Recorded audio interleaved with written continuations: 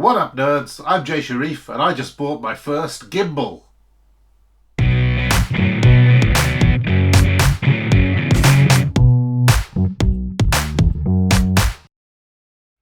Firstly, you'll have to excuse the weird angle. I'm working in some very limited space here in the spare room, and the main rooms of the house are not available, so this is the only angle I can find in this tiny room that can get all of this in. Right now the tripod is right up against that wall. It's very, very close to me, so this is the best I could do. Sorry about that. So my last video was a lot more popular than I expected, which is wonderful. However, there were some complaints, mainly about the shaky camera work, which is fair enough because all I did was stick my smartphone on one of these selfie sticks and walk down the canal.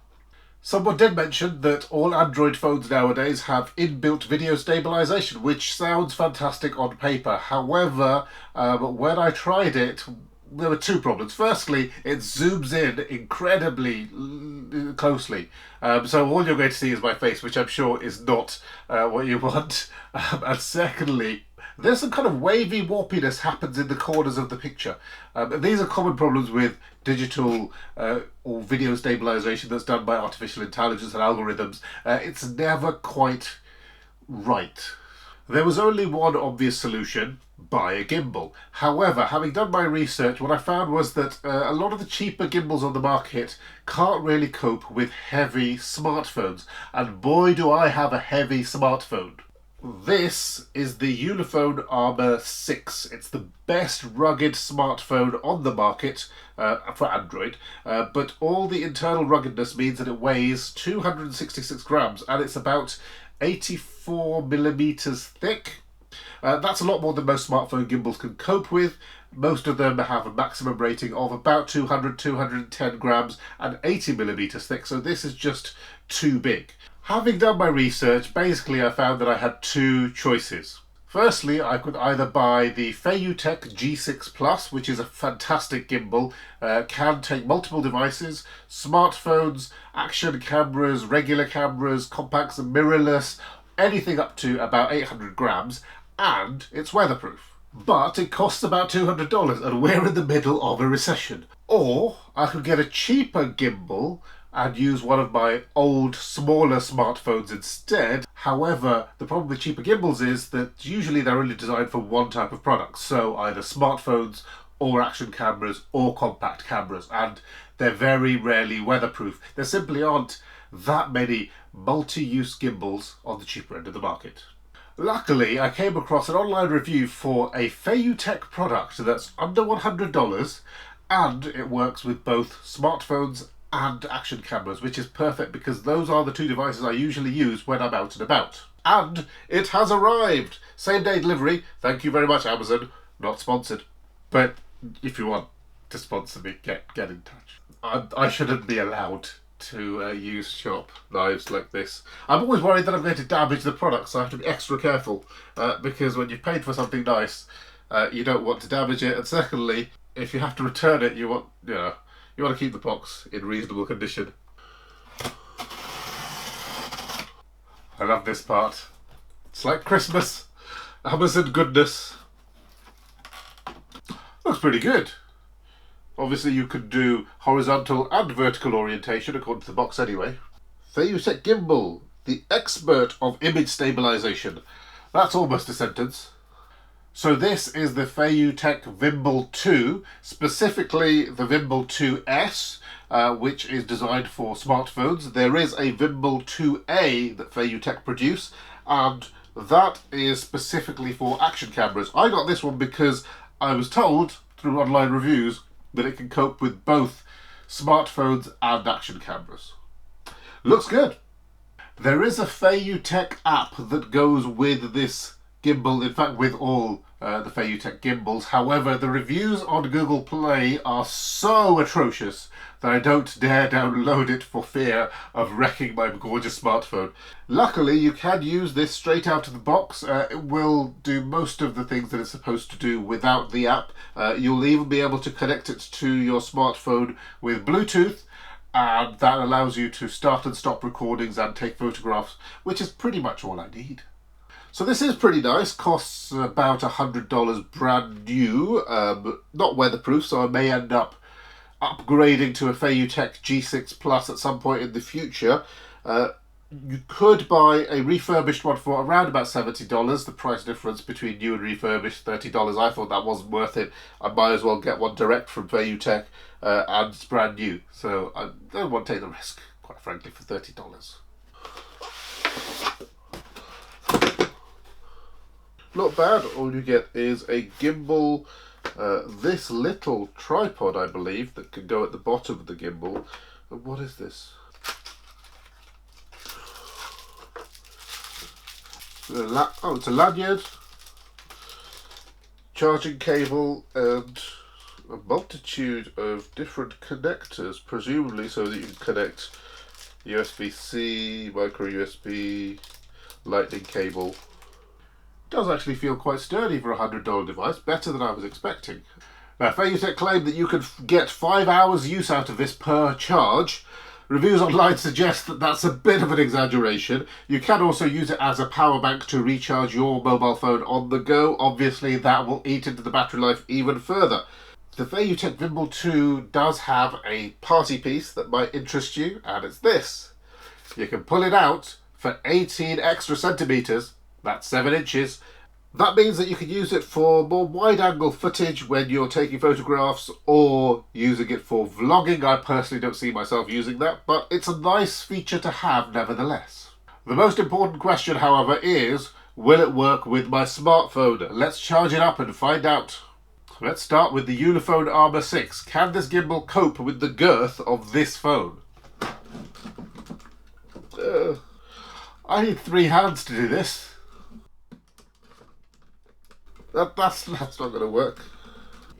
Right, the answer's no, it doesn't fit. It absolutely will not fit. It's a few millimetres too wide.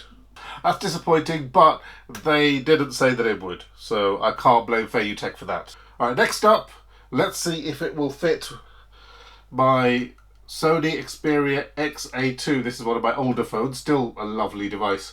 Looking at it, it does seem about the same size ish as the Ulefone, maybe a little bit thinner by a few millimetres. Maybe a few millimetres is enough. Let's give it a go.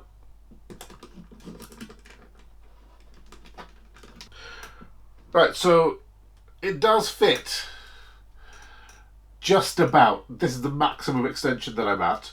However, it does feel a little bit imbalanced.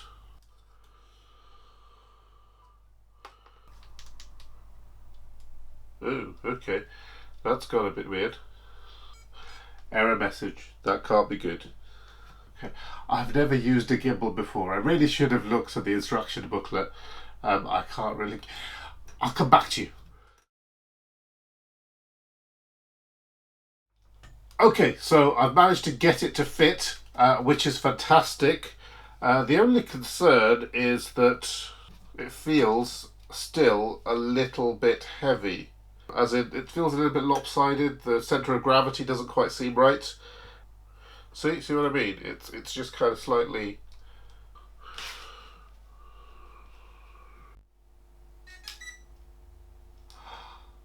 Yes. Stabilised. Right.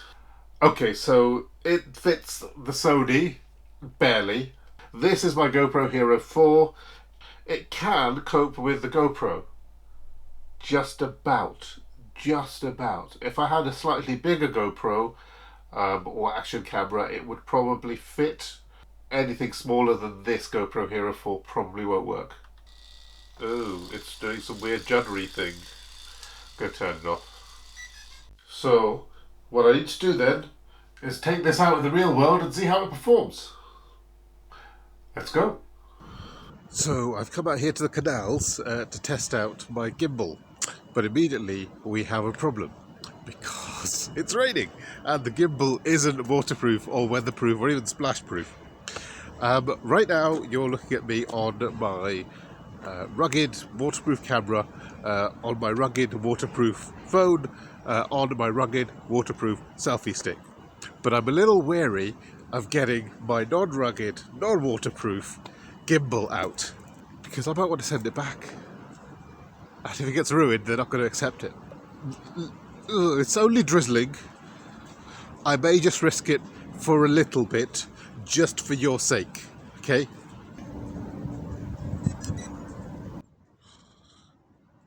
It works. Picture's looking good. Joystick's a bit weird because you have to push it the opposite direction to the direction that you want the camera to go. Thankfully the weather's cleared up a little bit, so I feel confident going out. Hopefully this gimbal is giving you a much more stable image than the Selfie Stick here. Oh, just going under one of our classic canal bridges. Isn't it wonderful? Right, and we're done. Canal barges used to go through these. We don't really have that many of the canal barges running at the moment. As you can see, there's never anything whenever I come here. Okay, so now I've got both my gimbal and my selfie stick working. Which is smoother? Is this worth the extra effort and the money? Because it is a hell of a lot of setup, plus you've got to charge the batteries as well, which is giving me the nicer picture. Is there much jittering on the selfie stick versus the gimbal? I would hope the gimbal would be much smoother. Now, of course, both of these can be extended. The gimbal can be extended as well as the selfie stick, but this is just a gentle walk.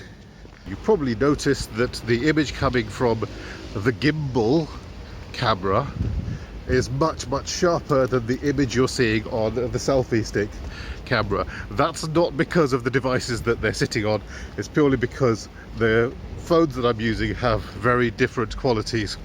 The Sony sitting on the gimbal is much better than the Unifone Armor phone sitting on my selfie stick. But don't worry about the picture quality, just have a look at the stability of the video. Shall we try running and see what happens?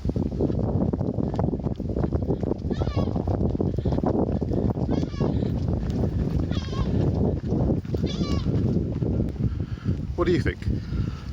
Yeah, it's pretty obvious the gimbal is far superior, but it's 100 quid. It's not waterproof. I'm scared of using it in the rain. I may have to give it back. It does have this fun joystick, which means you can do stuff like this. And all the way back. Yes! That is quite fun. I like it. So, what do we think? Should I hold on to the gimbal? Not weatherproof, not splash proof. Bit of a risk in the rain. Now, the other question I had was, does this gimbal work with action cameras? So I brought out my GoPro Hero 4 just to see. It's already on the gimbal, as you can see. I'm going to turn it on and see what happens. Oh, it doesn't like that. It doesn't like that at all. Oh. We've got into error mode. Yeah, that didn't work out well at all. Probably needs more weight. I think you have to be a certain heaviness for it to work, and I suspect that the GoPro is far too light. I'm going to give it another go and see what happens.